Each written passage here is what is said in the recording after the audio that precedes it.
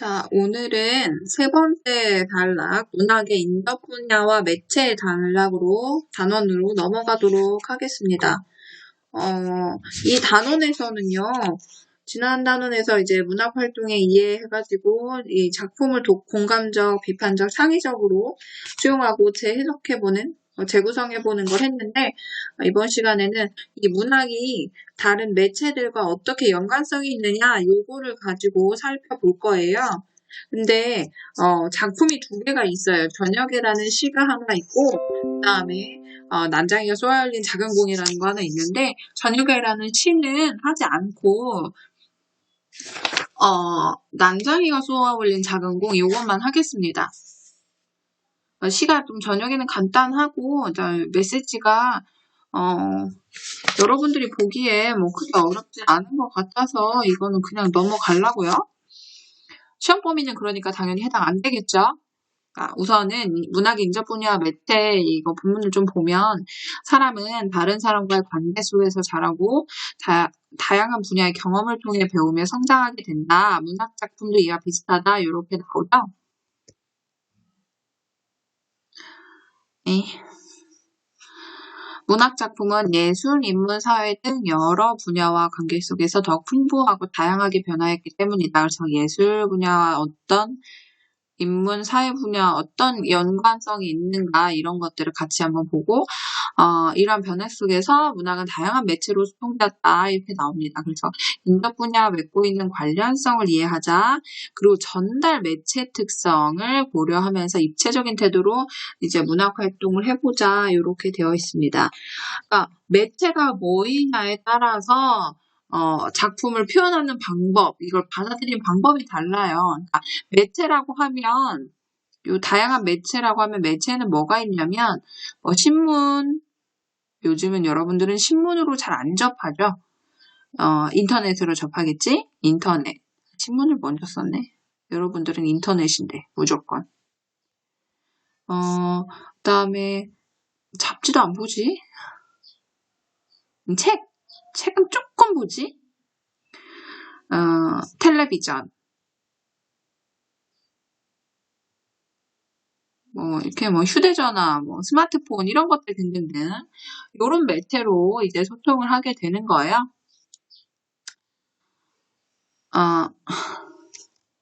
그래서 보면 이 단원에서는 문학과 관련된 인접 분야에 뭐가 있느냐, 예술 분야, 저 뒤에 보면 저녁에 같은 경우에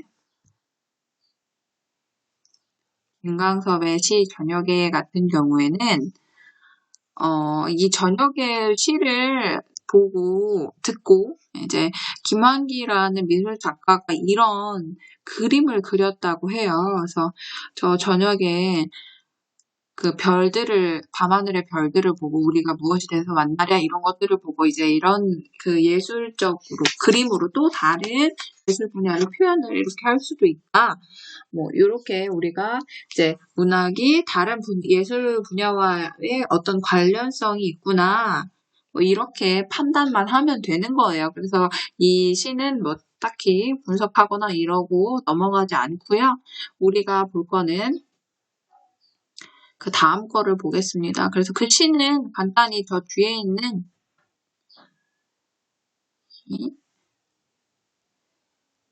잠깐만요. 뒤에 있는 그 본문이 엄청 길어. 이제 소단원 정리하기로만 한번 볼게요. 그래서 문학은 인접 분야와 여러 관련을 맺고 있다. 라고 해서 문학은 예술 분야와 관련성도 있고 인문 분야, 사회 문화 현상 이런 분야들과 이제 관련성이 좀 있다. 이렇게 여러분들이 이거 하나만 그냥 정리해두면 됩니다. 크게 어려운 내용은 아니고 예술 분야는 이제 언어 예술이잖아요. 그래서 음악이나 미술, 연극, 영화 무용 이런 것과 밀접하게 관련이 있을 수 있어요. 이 시를 노래로 만들어 볼 수도 있고 아까처럼 그림으로 그릴 수도 있고 아니면 희곡 같은 것이 이 연극이 될 수도 있고 이제 영화나 아니면 춤 이런 것들과 다 연계가 된다는 거예요. 그리고 이제 인문 분야는 뭐냐면 인문은 어쨌든 인간에 대한 학문이에요. 인간의 삶을 탐구하는 거죠. 그래서 역사나 철학 이런 것과 관련이 깊어요, 문학이. 그래서 인문 분야와의 관련성을 맺고 있다. 이렇게 하는 거고, 사회문화 현상은 어쨌든 문학 작품 안에는 그 인간을 둘러싼 시대적 상황, 사회적인 상황, 뭐 문화 현상 이런 것들을 담고 있어요. 그러니까 이 문학 작품 안에는 그런 사회문화 현상들이 들어있으니 여기와도 관련성이 있다. 이렇게 여러분들이 이해하면 됩니다. 이런 내용이었어요. 우리는 어쨌든 이렇게 간략하게만 첫 번째 작품을 그냥 작품 공부는 안 하고 이렇게 넘어가고요. 두 번째 난장이가 쏘아올린 작은 공으로 본격적으로 들어가도록 하겠습니다. 난장이가 쏘아올린 작은 공은 원래 조세희 작가의 원작 연작이에요. 이거는 여러 개의 에피소드들을 쭉 모아서 연작소설을 이렇게 만들었는데 그거를 드라마 대본으로 각색한 겁니다. 우리 책에는. 그러니까 드라마 대본이 들어와 있는 거예요. 그래서 산업화 과정에서 여기 이렇게 잠깐만요. 나오죠? 산업화의 과정에서 소외된 사람들의 삶을 상징적이고 환상적으로 그린 작품들을 주로 썼다. 이 작품 또한 마찬가지입니다. 산업화. 그러니까 우리가 1970년대가 산업화가 한창 이루어지던 시기죠. 그래서 이제 도시 노동자들이 많이 생겨나고 그런 과정에서 도시 빈민들이 생기고 그렇게 도시 빈민들은 이제 먹고 사는 것도 힘들고 돈벌이도 힘들고 하니까 소외가 되죠. 그런 사람들의 삶을 그린 작품들을 주로 쓴 작가예요. 이거 말고도 메비우스의 띠, 내 그물로 오는 가시고기 뭐 이런 아주 유명한 소설들이 있습니다. 그리고 이 작품을 지금 여기에서 드라마화 했다고 했는데 그 드라마 한 분이 이제 박진숙이라는 작가였죠. 여러분들은 이제 드라마 대본을 본다고 생각하고 넘어가도록 하겠습니다. 이 작품을 볼 때 그러니까 항상 문학을 배우는 것 또한 우리가 문학 작품을 통해서 감정도 좀 정화하고 이제 다양한 세계를 간접 체험하고 이러기 위해서 여가를 위해서도 이렇게 문학 작품 배우지만 우리가 작품 하나하나를 볼 때 학습 목표를 좀 중요하게 파악을 해야 돼요. 내가 왜 이거 하고 있지 지금? 내가 이거 뭐 때문에 이거 공부하고 있지? 이 공부를 할 때 뭐에 초점을 맞춰야 되지? 이거를 생각을 하면서 공부를 하면 조금 시험 공부할 때 방향을 잘 잡을 수 있지 않을까? 시험 공부할 때 맨날 그러잖아요. 공부 어떻게 해야 되는지 모르겠어요. 그러니까 기본적으로 설명하는 작품에 대한 정보들을 조금 학습을 하고 그리고 이 작품이 학습 목표와 어떤 관련성이 있는지를 파악하는 그걸 축으로 해서 여러분들이 시험 공부를 하면 될 것 같아요. 시험도 미뤄졌는데 한숨이 너무 깊었어. 자, 그러니까 여러분들이 아주 작은 글씨라고 해도 이 제목 위에 올라져 있는 이 내용들을 좀 주의 깊게 봐야 됩니다. 난장이가 쏘아올린 원래 난쟁이에요. 우리 표준어 이걸로 치면 난쟁인데 이거를 발표했던 시기에 난장이로 표기를 해서 원래 그 작품 제목 그대로 가지고 온 겁니다. 난장이의 가족의 고달픈 삶을 통해서 1970년대 한국 사회 모습을 그린 소설을 원작으로 한 드라마다. 그래서 어쨌든 우리가 이 작품이 담긴 단원이 뭐냐면 매체 단원이에요. 그러니까 우리는 전달 매체 특성이 이 전달 매체는 드라마죠. 영상으로 전달하는 거예요. 이 표현과 심미적 가치에 어떻게 반영되는가, 어떻게 표현되고 이제 심미적 가치라는 것은 이제 그 문학적 아름다움을 어떻게 표현하는지, 어떻게 반영되는지를 고려하자. 그래서 이 작품을 감상해보자. 이렇게 되어 있습니다. 그래서 우린 이 작품 볼 때요. 작품 속에 시대적 상황이 어떻게 반영됐는지 그리고 주요 소재의 의미나 그다음에 등장인물이 어떤 사람들인지 등장인물 성격도 파악하고 이게 학습활동하고 관련이 있습니다. 그리고 어쨌든 매체 특성 원래는 소설이었는데 드라마로 이제 바뀌면서 이 소설이라는 것과 드라마라는 것의 매체 아까 소설은 글로 전하는 거고요. 드라마는 영상으로 전하는 거잖아요. 그 두 개의 매체가 어떤 점에서 다르고 어떤 점에서 비슷한지 그 특성을 한번 비교해 볼 겁니다. 원작 소설과 비교해서 주로 차이점을 파악하겠죠? 그래서 이 작품 지금부터 보도록 하겠습니다. 난장이가 쏘아 올린 작은 공. 등장인물은 난장이, 키가 작은 거죠? 아버지고 김불이에요. 이름이 김불이야. 이름에도 상징성이 있어요. 약간 불국이라는 의미를 가지고 있는 거예요. 그러니까 정상적인 상태에서 좀 덜한 그런 느낌이 들죠. 이 사람들의 삶의 모습도 우리가 정상적으로 살아갈 수 없는, 그러니까 소외된 사람들의 모습을 그리니까 그런 소외된 사람들을 상징하기에 난장이가 적합하죠. 이름도 그래서 김불이. 어머니, 영수, 영호, 영희 이렇게 되어 있습니다. 영수 첫째, 영호 둘째, 영희 셋째 이렇게. 이 난장이 김불이라는 인물은 이 산업화 속에서 소외된 인물을 그린다.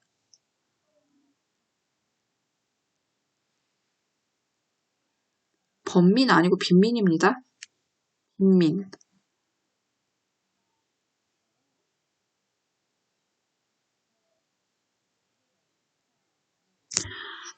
그래서 앞부분 줄거리 좀 보면 이 사람들이 살고 있는 곳은 무허가 판자촌이에요.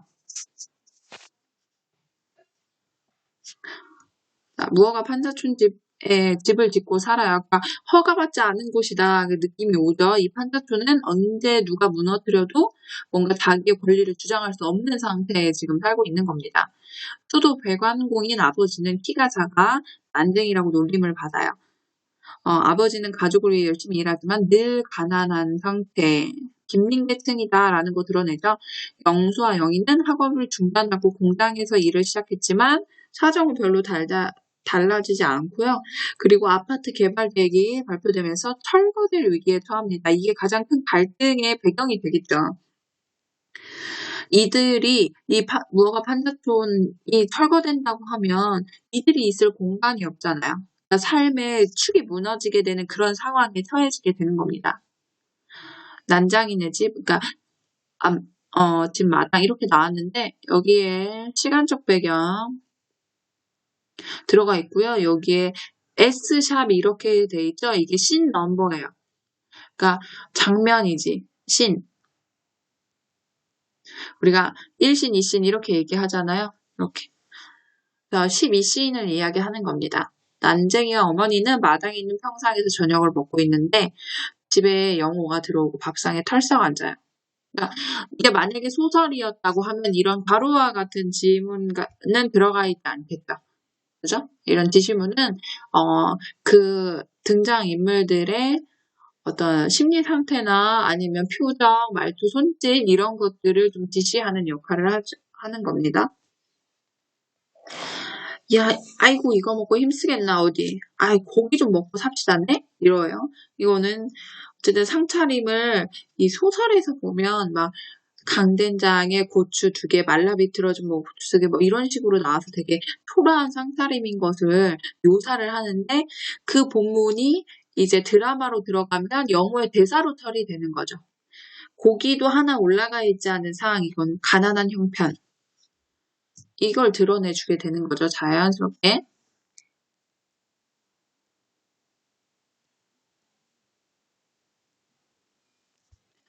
들깨마냥 후단이 다 들어선 하면서 어머니한테 이제 한 소리 듣죠.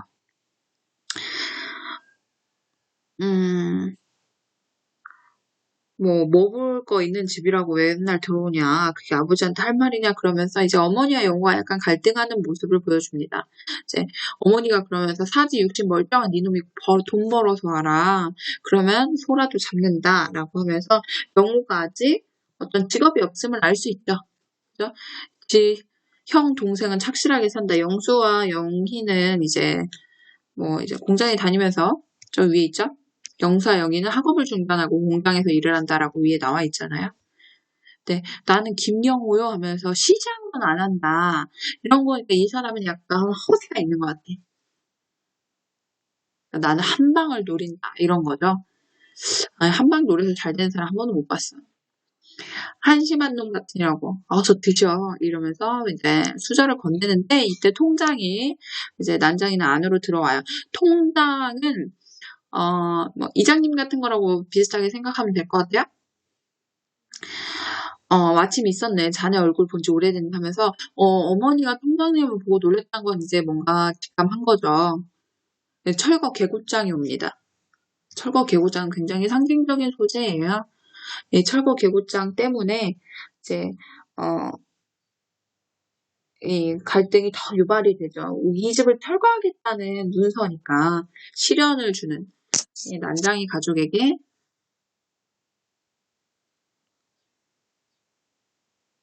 시련을 주는 소재.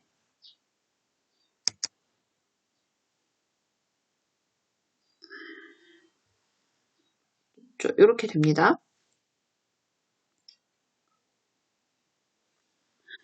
그 다음에 불안한 눈으로 개구장을 바라본 어머니와 난장이. 이 난장이 떨리는 손으로 철거 개구장을 받아든다. 자, 클로즈업이라는 건 여기 아래 나왔죠. 배경이나 일부를 화면이 크게 나타나는데 이건 뭐냐면 막 얼굴이 클로즈업 됐다 하면 화면에 얼굴이 쫙 들어오는 거예요. 얼굴만. 지금 떨리는 손으로 철거 개구장을 받아든다를 클로즈업하면 이 전체 인물이 이렇게 보이잖아요. 지금 왼쪽에 사진을 보면 이게 통장이 철거 개구장을 줘요. 이 김불이라는 인물이 철거 개구장을 이렇게 받아드는데 이 인물이 떨리는 손으로 받아들이는 것에 지금 화면이 더 나중에 화면 가면 요 손과 그러니까 이 정도 이 손과 개구장이 클로즈업이 쫙 되는 거죠. 그래서 이 개구장의 모습을 보여준다는 식으로 이 모습을 화면에 꽉 채우는 거죠. 왜 하필 클로즈업이라는 기능을 쓰느냐?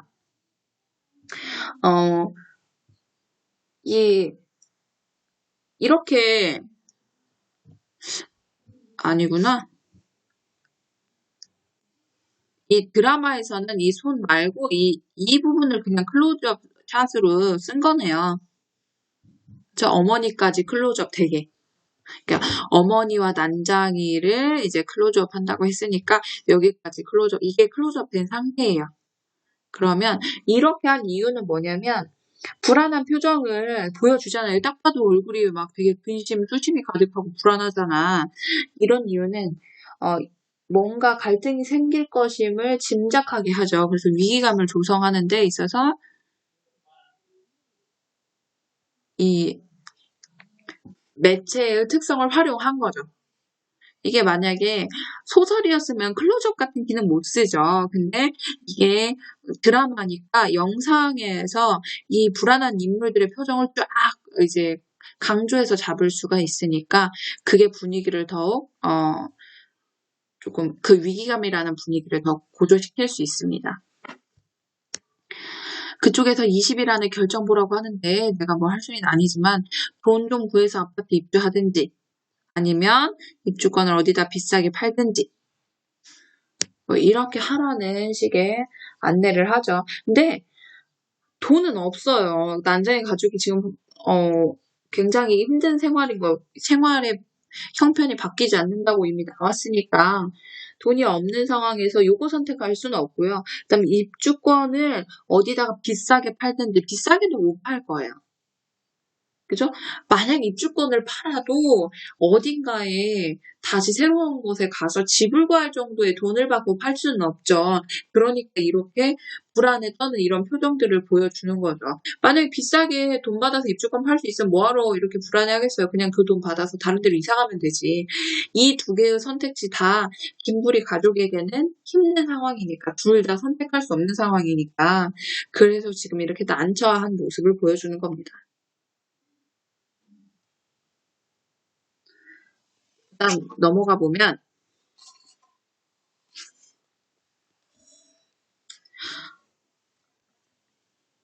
영호 난장이에게서 개구장을 획 뺏어버린다.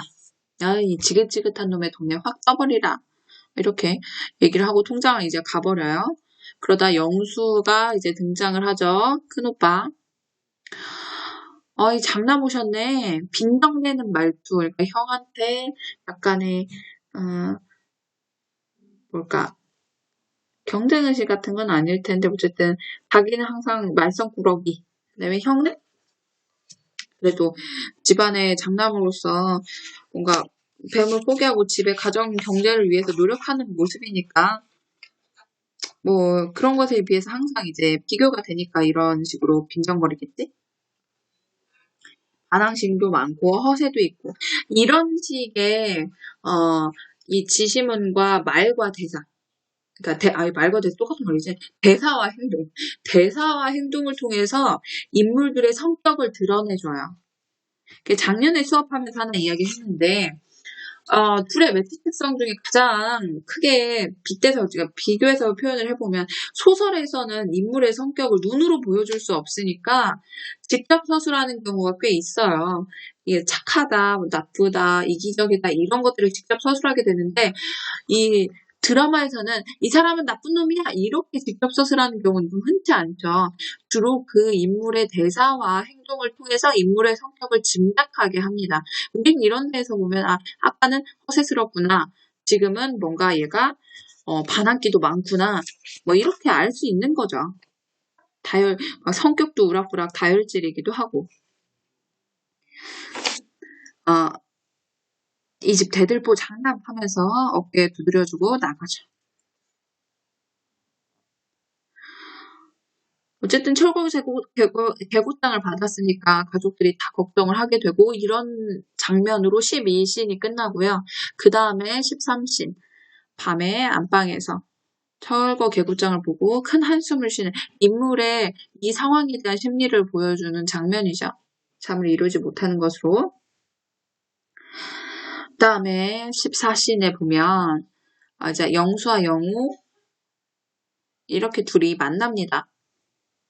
그러니까 영우가 이제 고민한다고 되냐? 들어가 자라.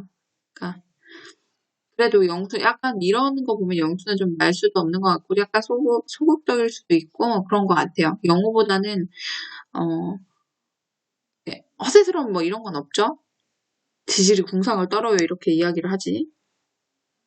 어쨌든 영수는 장남이니까 가족의 형편을 걱정을 하고 있는 모습을 보여줘요. 이런 것들도 인물들의 성격을 보여주는 단초라고 할 수 있습니다. 자, 그러니까 이 당시에 여기에서 한번 보면 잠깐 위로 넘어가서 여기까지를 보면 지금도 도시 재개발은 있지만 그 당시에 1970년대에는 이따가 학습활동 할 때도 하겠지만 1970년대 시대적 배경을 한번 보면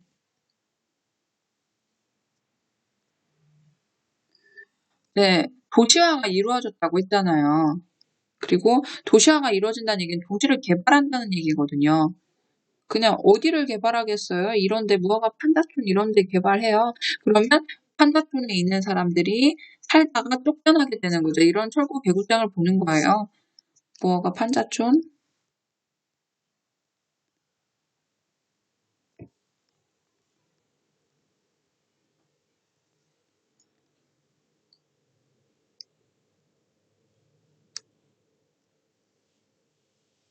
그래서 1988년에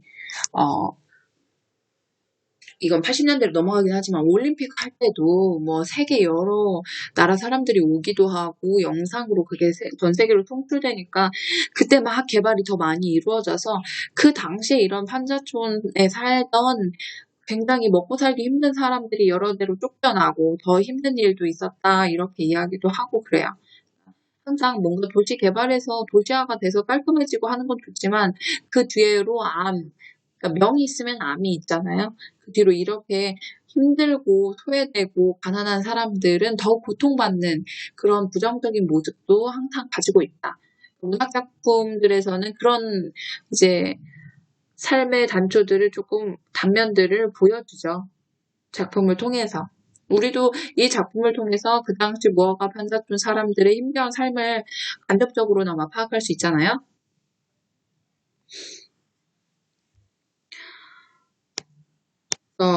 여기에서 그 당시의 어떤 시대적 배경 같은 거 파악할 수 있었고, 그 다음에 신 10으로 가서 영희의 작업 공방 이렇게 나오죠. 새벽 3시가 돼가는데 기계는 돌아간다. 그럼 그 기계를 돌아가게 하는 이 작업하는 사람들도 노동을 하고 있다는 얘기죠. 엄청난 소음에 귀를 괴롭히고 웅웅대고 깜빡깜빡 졸고 있고 그 당시에 도시 노동자들은 되게 저임금이기도 했지만 15시간 이상의 고강도의 노동을 강요받았다고 해요. 그것 때문에 다양한 문제들이 있었죠. 노동 문제들이 이제 사회 문제로 불거지고. 막 졸리니까 각성제 같은 거 먹이기도 하고 여공들한테 막 알약 같은 거 먹고 잠 깨고 막 이러기도 했다고 해요. 비인간적이지. 요즘과 같은 그 주당 근무 시간 그거 지켜야 되고 이런 것들이 이 당시에는 아직 그 정도의 노동 환경이 배정 못했었어요. 졸고 있는 영희도 오핀에 찔린다. 여공들의 팔을 오핀으로 이렇게 찔린다고 하잖아요. 여기도 그런 모습이 나오죠. 여기에도 시대 현실이 드러나요. 이 정도로 무리한 밤새 근무가 일상화돼 있는 거죠. 그러니까 가치가 전도된 거예요. 그러니까 공장 노동자들의 인권이 먼저가 아니라 산업화가 먼저 된 거예요. 그러니까 산업화로 인해서 이제 나라가 부강해지기는 하지만 공장 노동자들의 인권은 산업화보다 떨어져 있는 상태, 인권이 바닥나 있는 상태가 되는 거죠. 영희의 작업복 팔 부분에 빨간 점 같은 이 피가 여기 이렇게 나오죠? 네? 여기 이렇게 피가 묻어난다. 이 장면을 왜 보여줄까? 그냥 하고 말면 될 텐데. 그러니까 피라는 것은 굉장히 빨갛고 하는 건 우리한테 임팩트가 커. 그러니까 이 영희가 늦게까지 공장에서 일하면서 힘든 상황이 너무나 심각하구나 이런 것들을 피 이런 모습을 보여주는 거예요. 그래서 영희의 고통을 강조하는 측면에서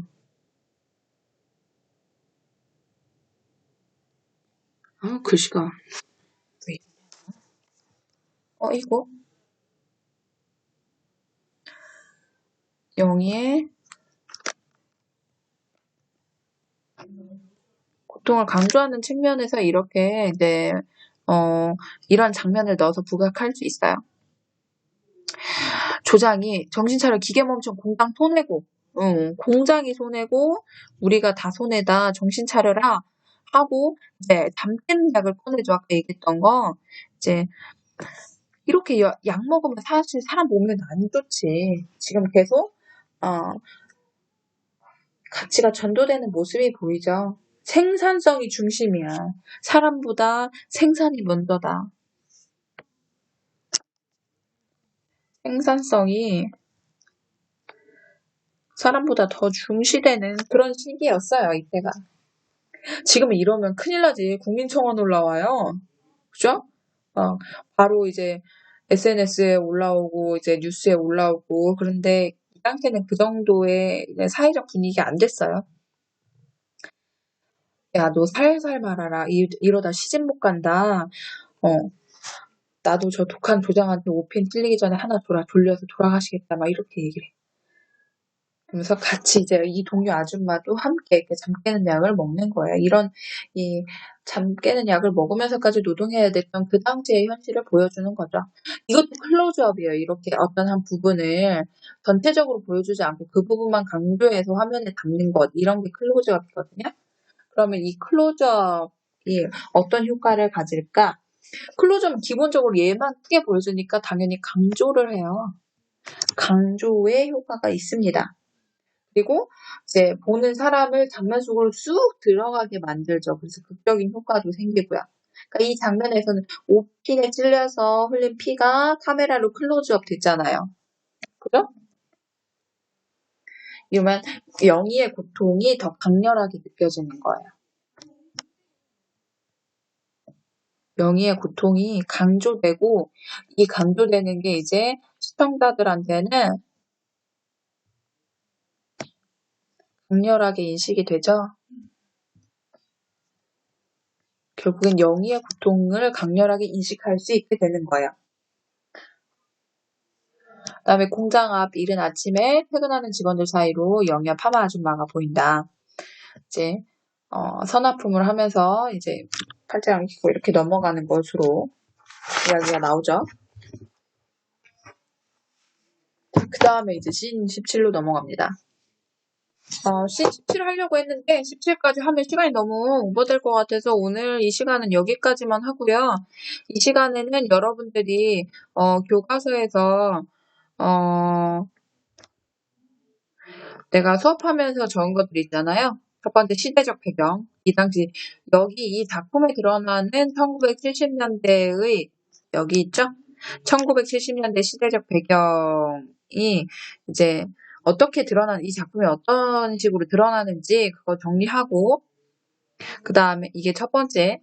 그 다음에 두 번째는 이 작품은 어쨌든 드라마니까 영상화 됐을 때 이제 클로즈업 같은 것들을 쓰게 되는데 이 장면의 클로즈업이 어떠한 역할을 하는지 이 작품의 전개에 있어서 어떤 역할을 하는지 이 두 개를 여러분들이 수업 들었으면 답 다 있으니까 그거 두 개 답글으로 달아주면 됩니다.